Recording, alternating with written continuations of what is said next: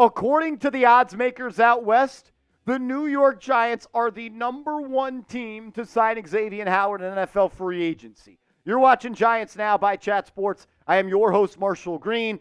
And with the odds coming out that the New York Giants are the number one team in NFL free agency to sign Xavien Howard, we got to talk about it according to sportsbetting.ag. Before we do there, a little bone to pick with all the real ones out there. And it's really not the real ones, because the real ones are already subscribed. So the people that are already subscribed can't help me out. I'm calling out all the other Giants fans out there in the world, though. Here at Chat Sports, we've got NFL channels for the Commanders, the Eagles, and the Cowboys. And in the month of July, the Commanders, Eagles, and Cowboys are taking us out back, and they are dominating us. And I do not like that.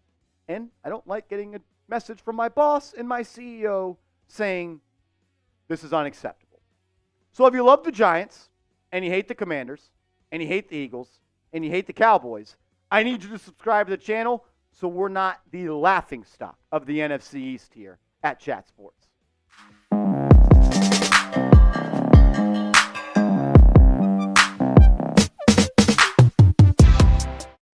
You're watching Giants Now by Chat Sports. I am your host, Marshall Green. Appreciate everybody for stopping by as we break down the latest news and rumors that surround this football team. And we're going to be focusing on former All-Pro corner Xavien Howard, as sportsbetting.ag have listed the New York Giants as the number one free agency destination compared to all of the other teams. Here are the top landing spots for Xavien Howard in NFL free agency. The Giants have the best odds to sign the very talented corner. They're plus 400, with the Jacksonville Jaguars at plus 500 right behind them. The Chicago Bears coming in at third at plus 600. Baltimore Ravens at plus 800, and the Houston Texans at plus 900. Just because you're the number one odds doesn't mean you're going to sign that team, but people are starting to put their ducks in a row and maybe think that, hey, since the Giants have a major need at the cornerback position, they can go out and sign one of the best players at that position that's available in free agency. Look, the Giants' cornerback room is what it is at this point, and right now I think it's one of the weaker position groups on this football team. Deonte Banks, I've got confidence in him, but he had an up-and-down rookie year, and I'm not sure how much I'm supposed to expect from a rookie entering their second season. I'm hoping that he could be that guy. He showed flashes that he could be that guy, but he also could use a veteran to lean on. Cordell Flott, still a question mark for me entering year 3. The Giants have expressed that they have confidence in him. Brian Daboll has said that. Jerome Henderson has said that.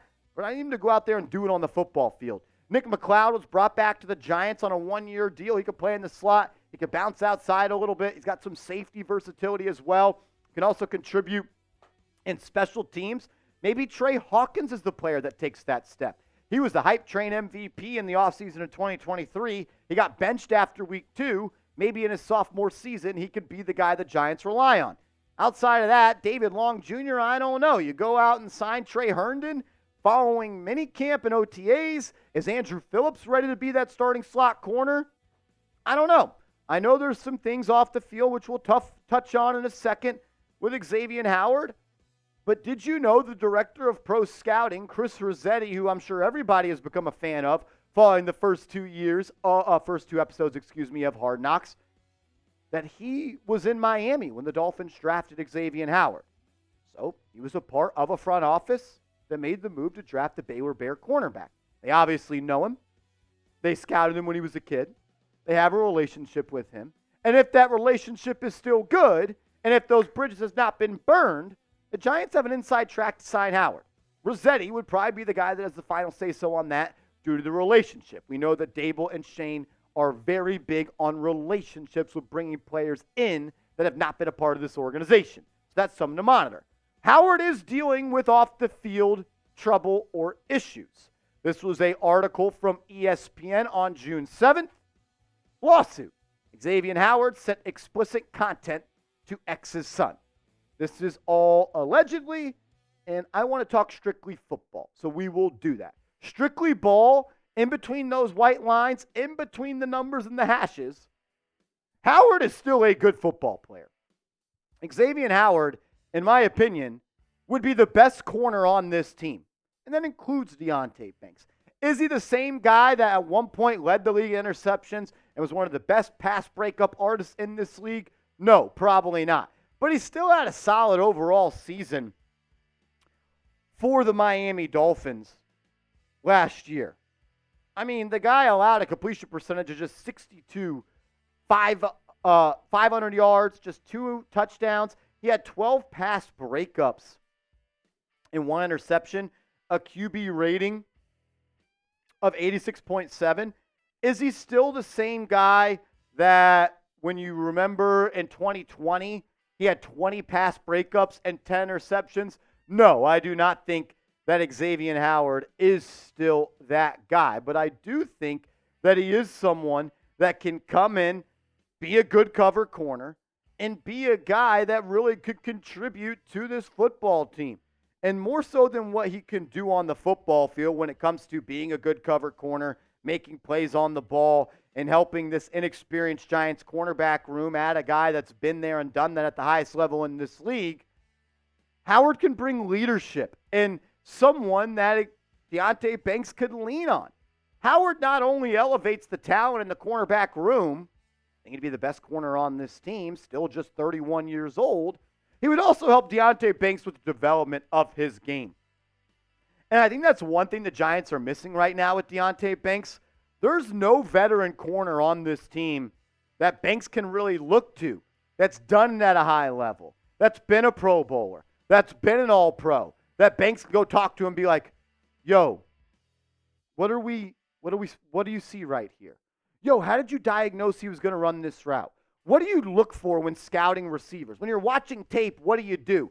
Like, there's so many things besides just being a good football player that Banks could learn from Howard. How to take care of his body, how to watch film, how to grow in this league, how to be one of the best corners in this league, how to attack the ball in the air. And I think that that's something that gets lost a lot of times. Like, when you go to a job and you have a good mentor, it's going to help you get off the ground faster. And I think that adding someone to this room that's been there and done that at the top level in this league could help the development and maturation of Deonte Banks. Do you think the Giants should sign Howard, though? He's aging, just 31. I don't think Father Time has just yanked the cape of him just yet. But I do think he's starting to chase him down a little bit, not yet tapping on the shoulder. He's got some off-the-field issues, no doubt, allegedly. Don't want to speak too much on those, but still a good football player. And I think everyone would agree the Giants need to add good football players to this team, specifically at the corner position. Type S for sign, type P for pass. Let me know your thoughts. I can already see the comment section now. But, Marshall, how are we going to sign him? We don't have any money. We're not going to do it. What are we going to do? Well, the Giants have roughly $11.4 million in cap space. You probably want to have somewhere from $6 to $8 million in cap space to make moves throughout the season. We've seen Joe Shane be very focused and very just really, I would say, going into the depths of finding ways to add players to this football team, whether it be the waiver wire, whether it be signing veteran minimum guys during the season, practice squad elevations, poaching practice squad players.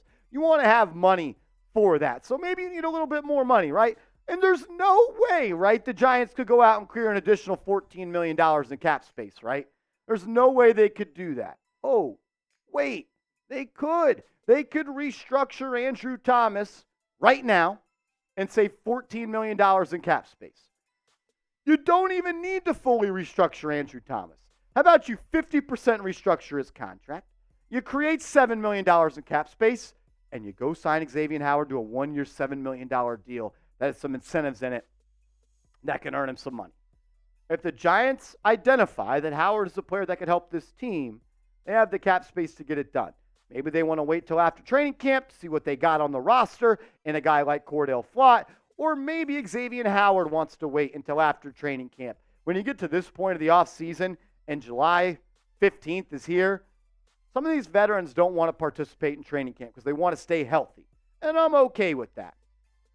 But I'm not okay with the way that the talent is right now at the cornerback room.